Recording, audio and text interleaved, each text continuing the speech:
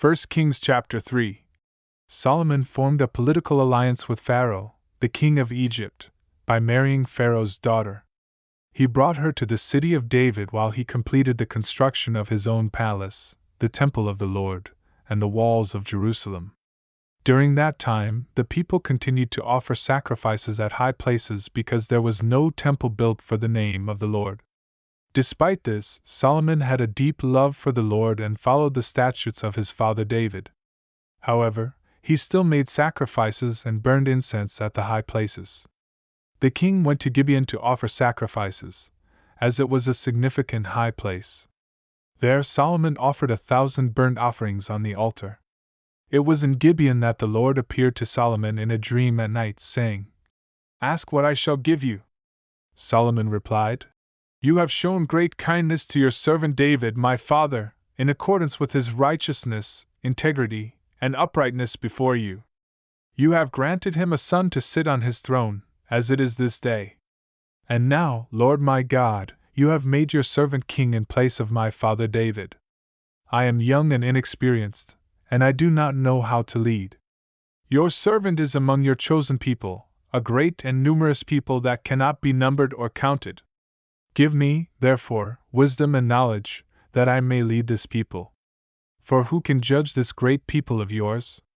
God said to him, "Because you have asked for wisdom and knowledge to govern my people and to distinguish between good and evil, I will grant your request. I will give you a wise and discerning heart, so that there will never have been anyone like you, nor will there ever be. I will also give you what you have not asked for, wealth and honor, so that no king before you will compare to you, nor will any king after you. If you walk in my ways and keep my statutes and commandments, as your father David did, I will also lengthen your days." Upon waking from the dream, Solomon went to Jerusalem, stood before the ark of the covenant of the Lord, and offered burnt offerings and peace offerings. He then made a feast for his servants. 2 women, both harlots, came before the king. One woman said, "O my lord, this woman and I live in the same house, and I gave birth while she was in the house. And on the 3rd day after I gave birth, she also gave birth. We were alone, there was no one else with us in the house except the 2 of us.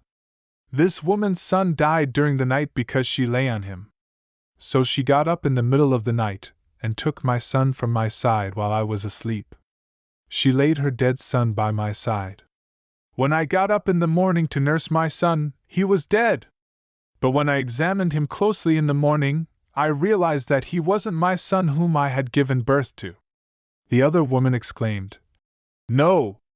The living son is mine, and the dead son is yours."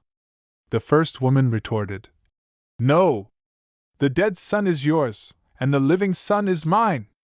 Thus they argued before the king. The king said, "Bring me a sword." So they brought a sword before the king.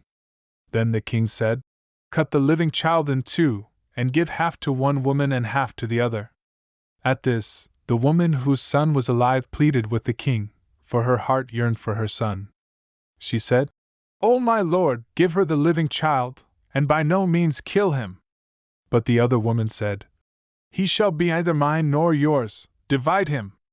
The king responded, "Give the living child to the first woman, by no means kill him. She is his mother." All Israel heard of the judgment which the king had made, and they held him in awe. For they saw that the wisdom of God was in him to administer justice.